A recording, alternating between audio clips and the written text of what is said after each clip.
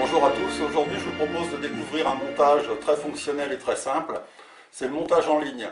Alors en fait, ce montage est utilisable aussi bien en plan d'eau qu'en rivière, à savoir qu'il faudra tout simplement adapter la taille de votre corps de ligne et du bas de ligne en fonction des poissons que vous recherchez, et aussi évidemment en fonction des poids de feeder que vous allez lancer, à savoir éventuellement faire une tête de ligne si besoin. Alors ce montage nécessite très peu de matériel, on va voir un petit peu en détail comment le réaliser.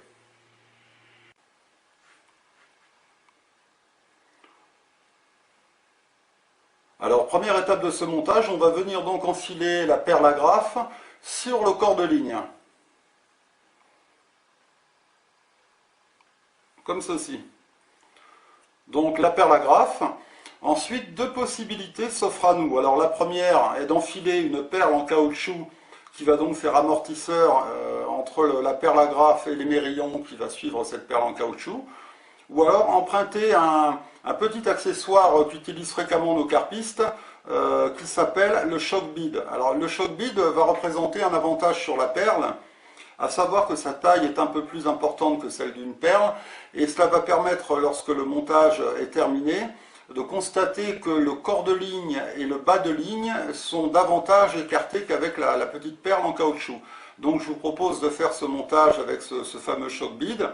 Alors le shock bead se présente sous la forme d'une petite gaine en caoutchouc.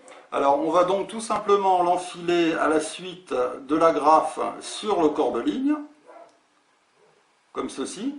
On a donc notre agrafe et notre shock bead qui se succèdent. Ensuite, on va venir positionner l'émerillon. Alors, l'émerillon, libre à chacun de faire le nœud qu'il préfère. Pour ma part, j'utilise le nœud Palomar, qui est un nœud qui est très résistant et qui affaiblit peu la ligne. Alors, pour ce faire, en fait, on va passer le corps de ligne dans cet émerillon. On va le repasser à l'envers, ce qui aura pour effet donc de doubler le fil dans l'œillet de l'émerillon, comme ceci. Et ensuite, il suffit tout simplement de réaliser une boucle. Alors, je fais ma boucle. Voilà. Alors, je ne suis pas très doué. Alors voilà, la boucle est réalisée et l'émerillon se retrouve donc emprisonné à l'intérieur de celle-ci. Alors, on va tout simplement repasser notre émerillon dans la partie, je dirais, de la boucle qui fait des bords par rapport au centre. Alors, on repasse donc notre émerillon dans cette partie, voilà, comme ceci. Et à partir de là, il suffit simplement de serrer en tenant les deux brins. Voilà. Alors, je serre péniblement en tirant sur les deux brins. Et mon émerillon donc est fixé. Alors c'est un nœud qui est très fiable et qui est utilisé, je dirais, vraiment très couramment pour beaucoup de réalisations de lignes de pêche. Alors l'avantage c'est qu'en plus il est extrêmement simple à réaliser, et je dirais plus c'est simple, mieux ça marche. Donc ensuite on va bien sûr couper l'excédent de fil,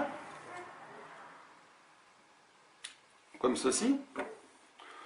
Alors on va ensuite venir donc recouvrir notre émerillon. Donc là, on a tout simplement notre agrafe, notre shock bead et notre émerillon. Alors en fait, le shock bead va venir recouvrir l'émerillon, donc jusqu'à la partie centrale, hein, le corps de l'émerillon, donc il faut pousser un petit peu, puisque évidemment, ça rentre un peu dur. Alors notre émerillon se retrouve donc enfoncé dans le shock bead. Il peut évidemment tourner tout à fait librement, donc c'est ce qu'on lui demande en général. Et le shock bead, qui a une taille un peu supérieure à une perle en caoutchouc classique, va permettre de créer un écart un peu plus important entre le bas de ligne et le corps de ligne. Donc vous allez le voir tout à l'heure quand on va mettre le feeder. Donc voilà, le montage est pour ainsi dire terminé. Donc c'est vraiment quelque chose de très très simple.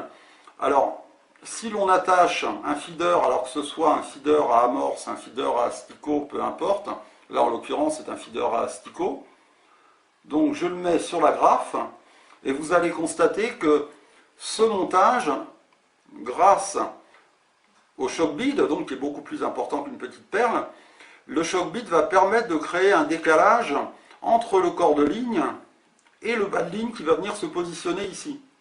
Alors ça permet tout simplement de limiter les emmêlages.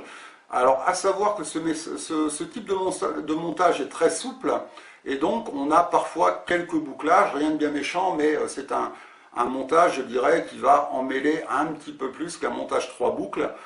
Mais bon, il ne faut pas non plus exagérer, c'est pas toutes les 5 minutes.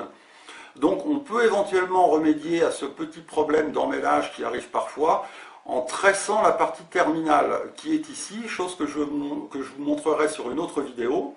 Alors à partir de là, voilà, notre montage est terminé, reste à ajouter un bas de ligne. Alors c'est vraiment le montage, je dirais, de base, mais qui est tout de même très efficace et utilisable aussi bien en rivière que dans un plan d'eau. Alors en adaptant évidemment le corps de ligne, on peut très bien lancer un feeder relativement lourd de 40 ou 60 grammes, comme lancer un feeder beaucoup plus léger, il suffit d'avoir un corps de ligne, je dirais, en conséquence.